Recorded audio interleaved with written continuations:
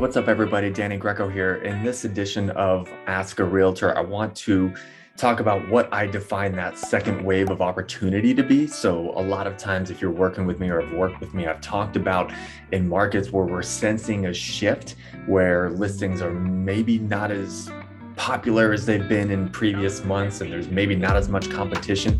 I often talk about this second wave, and what that means is typically in our crazy market, when listings come on one day and they're reviewing offers 5 days from now, that home sells during that offer review date.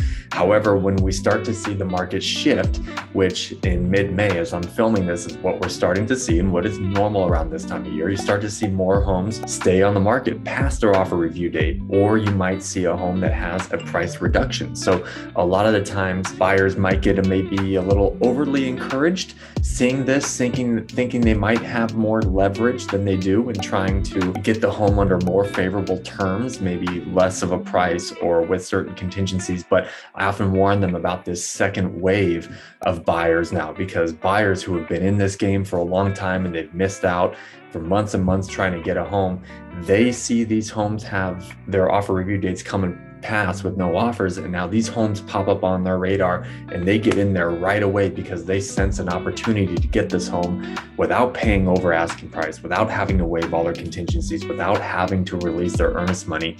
In the same sense, and the same thing happens in the time where there's a price reduction as well. So oftentimes this second wave will kind of be like a listing review date 2.0, because it resuscitates interest from these buyers who maybe wrote off this property when they first saw it coming to market, thinking it would sell over what they wanted to pay for it.